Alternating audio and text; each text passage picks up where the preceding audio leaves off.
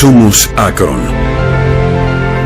Estamos aquí, cosechando juntos los frutos de la siembra, enriqueciendo nuestro suelo, apoyando estratégicamente la producción de alimentos, tirando hacia adelante, empujando a plena potencia para dejar buenas huellas.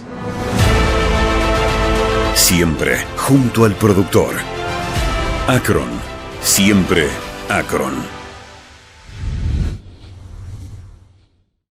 Macoser, para sus productos Singer y Florencia, presenta con exclusividad este programa de difusión educativa y cultural.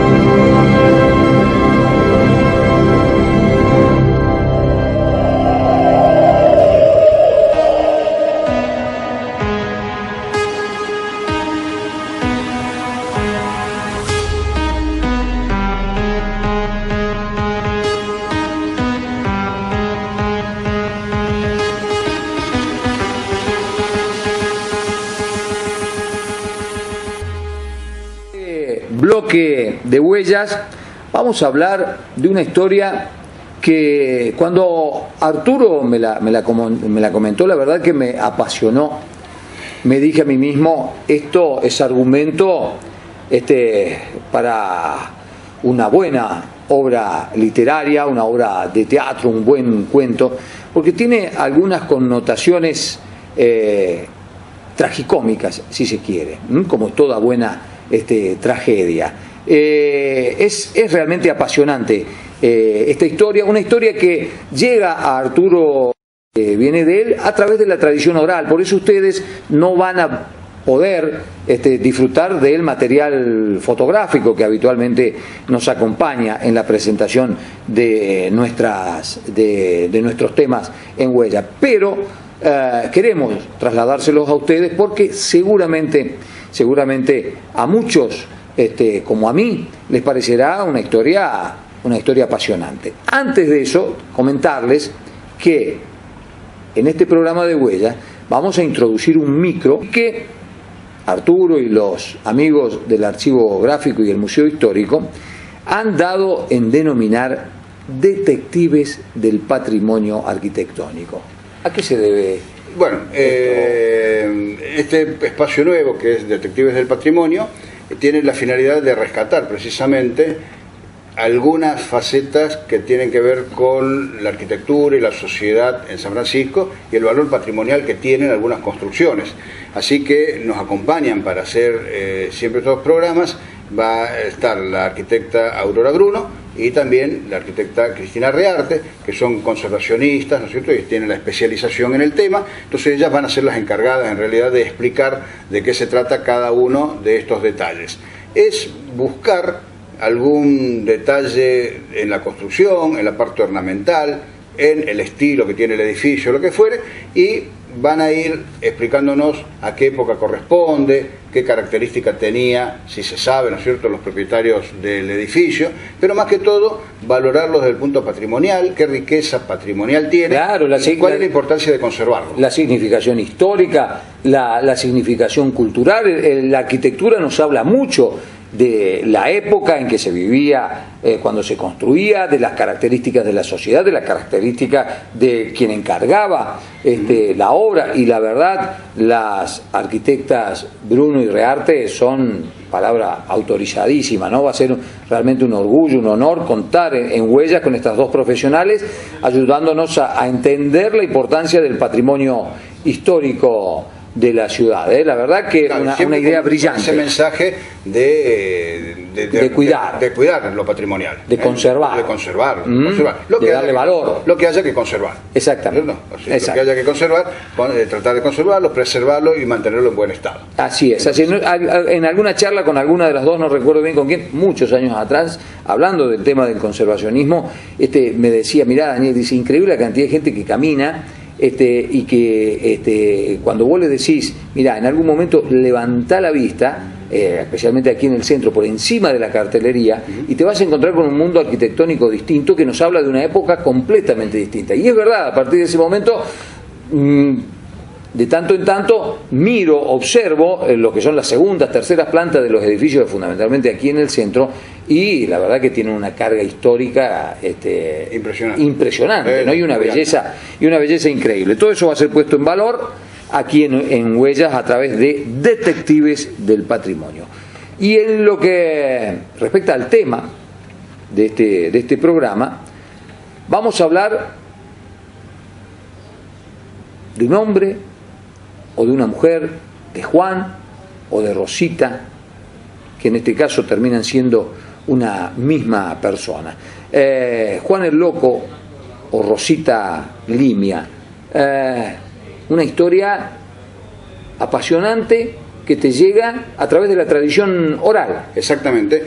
Entre las personas que están viendo el programa y tal vez tienen noticia de este personaje del que vamos a hablar ahora, son personas mayores de 75 años, entre 75 y 80 años, que pudieron tener la oportunidad de frecuentarlo. Claro, porque estamos para ubicar temporalmente la historia, estamos hablando de fines de los años 30, principios de los años 40. Claro. En esa época, durante unos 4 años aproximadamente, frecuentó San Francisco un personaje que los chicos le llamaban Juan el Loco, algunas familias le llamaban Juan el Loco, y otros le decían, porque él decía así que se llamaba, Rosita Lima o Rosita de Lima. El tema es que era un travesti, una persona que, no obstante, cuando decimos travesti, y perdóname que insista en la ubicación temporal, cuando decimos travesti, tenemos que hacer una empatía temporal y tratar de ubicarnos en la sociedad de fines de los años 30, principios de los años 40, una sociedad con parámetros morales y culturales de una característica mucho más conservadora que la actual, ¿no? Supuesto, ser travesti o travestirse o vestir públicamente en transformarse de hombre a mujer en los años de los que estamos hablando era un evento extraordinario. Claro. Este personaje no era de San Francisco, así que, como dije antes, llegaba, o en algunas oportunidades aquí, era aceptado por las familias de San Francisco, por lo menos en el sector de Barrio Sarmiento y todo lo que era el entorno de la estación del ferrocarril Belgrano, hasta aproximadamente la parte de la catedral o la iglesia parroquial de aquel momento.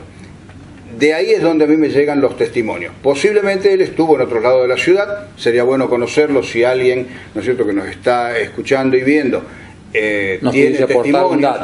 Si tuviesen a alguien por casualidad la fotografía sería extraordinario, porque nadie de todas las personas tenía registrado esto. Pero, por ejemplo, uno de los testimonios era de Ricardo Gontero, una persona, bueno, muy conocida en San Francisco, que ya ha fallecido, pero nadie podía dudar de la seriedad de don Ricardo, que fue el que lo contó, donde él me hablaba de que en el taller que tenía su padre, en lo que es calle Libertad y Liniers, donde ahora hay un supermercado. Pleno Barrio Sarmiento. Pleno Barrio Sarmiento, calles de tierra, por supuesto, en aquella época todavía. Había un pequeño garaje, una dependencia ahí como una pieza, donde el padre de don Ricardo le permitía a Juan el Loco, a Rosita Lima, a Rosita de Lima, alojarse en el lugar. Estaba ahí. Es más, la madre de Ricardo, o en algunas oportunidades cuando él estaba, le acercaba incluso hasta comida para que él venía, se instalaba en San Francisco y deambulaba, mendigaba por la calle, ¿cierto? Porque no tenía ningún otro tipo de actividad que nosotros vestido de mujer, fumando en toscano, pelo largo, ¿no es cierto?, también con aritos, ¿no? Y vestido de mujer pero fumando en toscano. Y con el agregado luego que él pierde una pierna, así que aparte de todo esto también iba con muletas. Claro. Se desplazaba con muletas. Bizarra, o si se quiere. La figura, sí.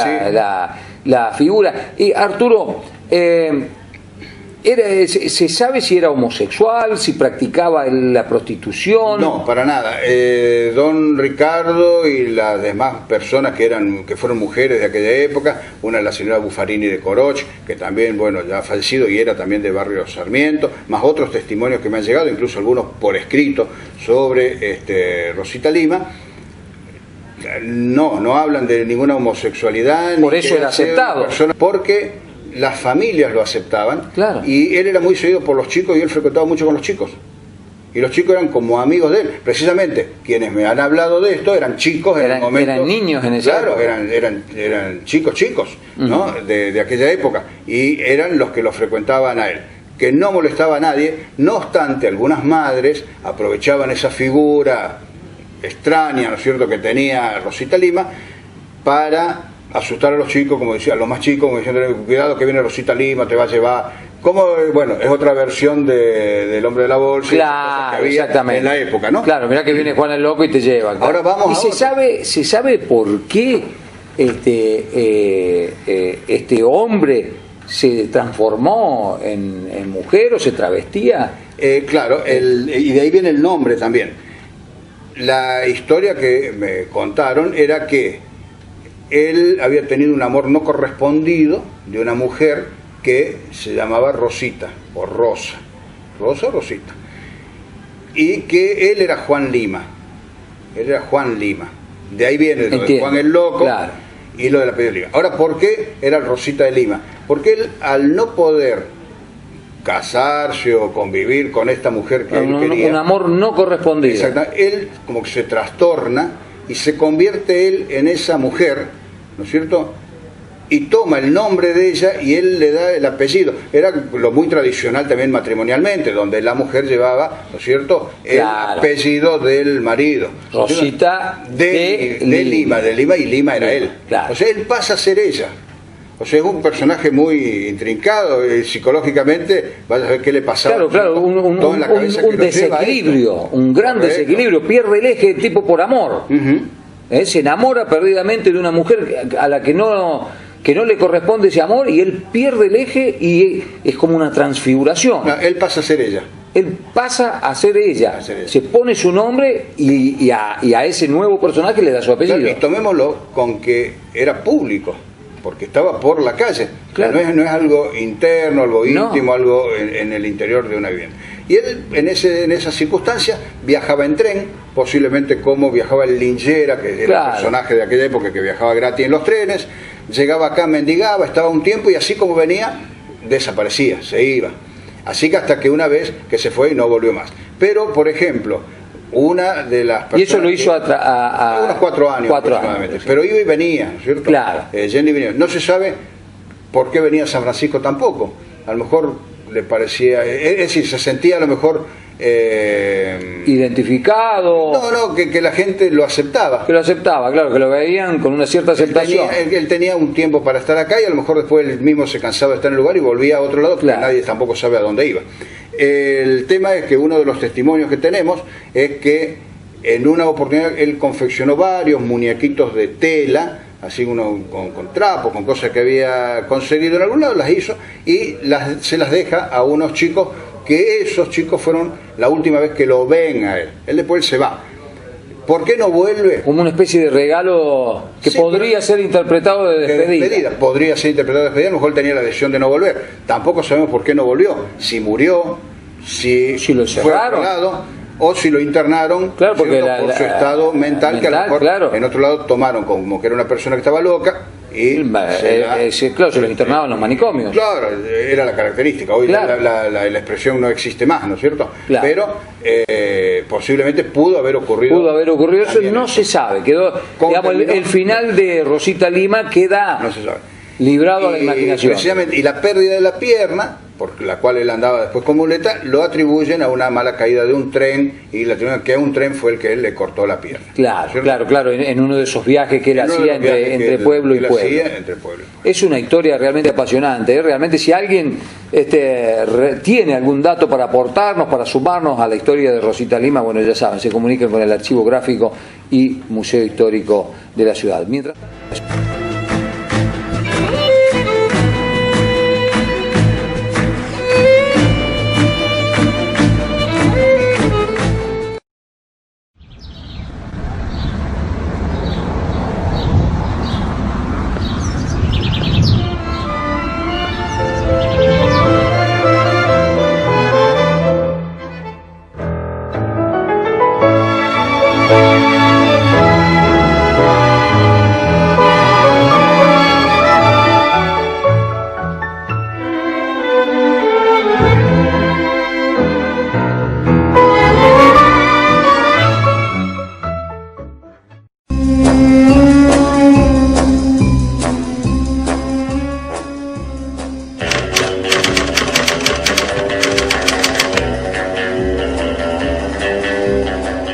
Hoy vamos a ver y a analizar de alguna manera una de las viviendas, de las viviendas más importantes que ha tenido San Francisco desde sus primeras épocas.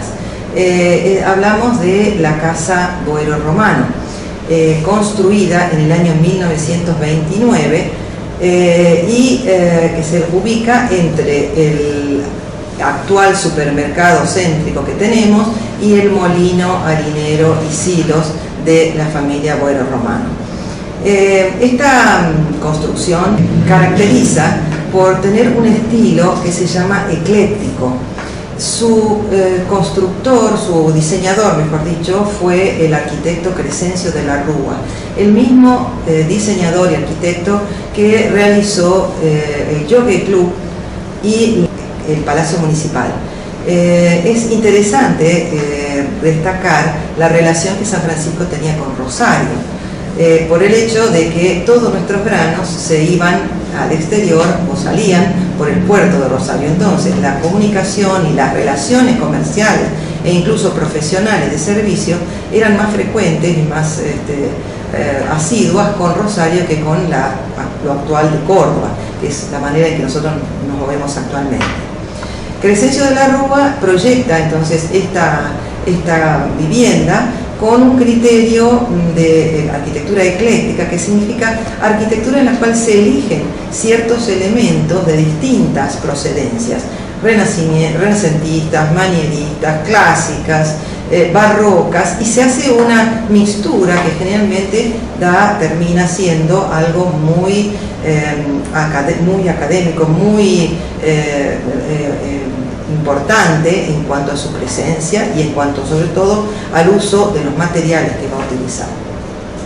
Esta casa, si ustedes la miran con detenimiento, tiene una composición muy simple y muy simétrica, es decir, tiene una planta baja en donde está tratado la superficie con un buñado, unas hendiduras que van marcando como si fueran piedra, les da una fuerte característica, digamos, consolidando la idea de base de la construcción.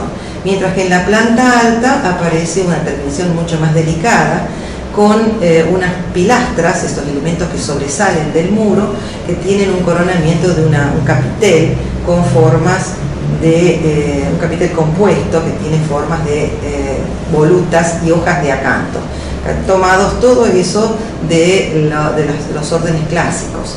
Entonces hay una serie de situaciones allí en donde se intercambian elementos clásicos con elementos de la época del Renacimiento, en el caso de los cabezales curvos de los aventanamientos de la planta superior, o en el caso de los arcos rebajados que tiene el aventanamiento central de la planta baja.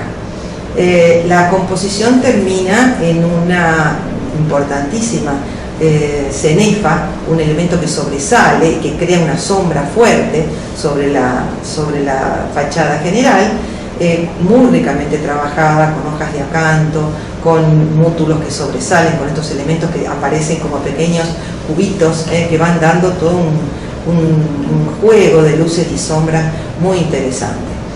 La cornisa sirve de base a un pretil. El pretil es la terminación superior de lo que es la terraza, que se encuentra en la parte de arriba y tenía en su momento una muy importante cantidad de balaustres, esas especies de botellitas que aparecen cerrando. Hoy han desaparecido en su mayoría.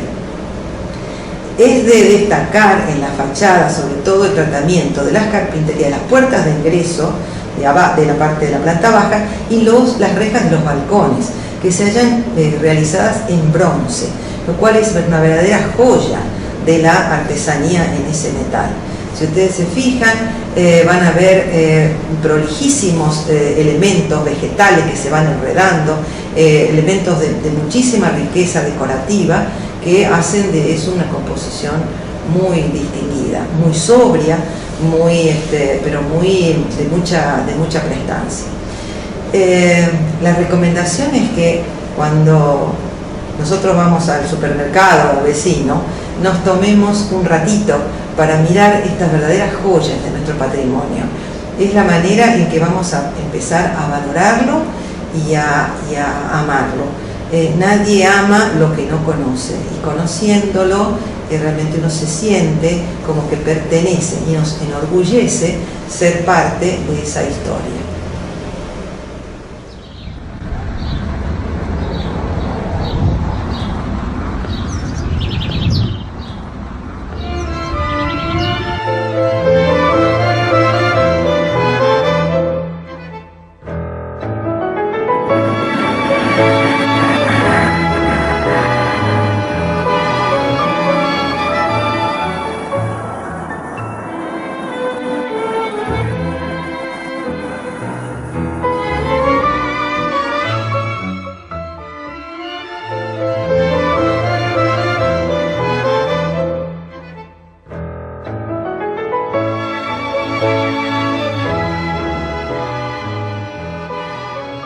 Macoser, para sus productos Singer y Florencia. Presentó con exclusividad este programa de difusión educativa y cultural. Somos Akron. Estamos aquí, cosechando juntos los frutos de la siembra, enriqueciendo nuestro suelo, apoyando estratégicamente la producción de alimentos, tirando hacia adelante, empujando a plena potencia para dejar buenas huellas. Siempre junto al productor. Akron, siempre Akron.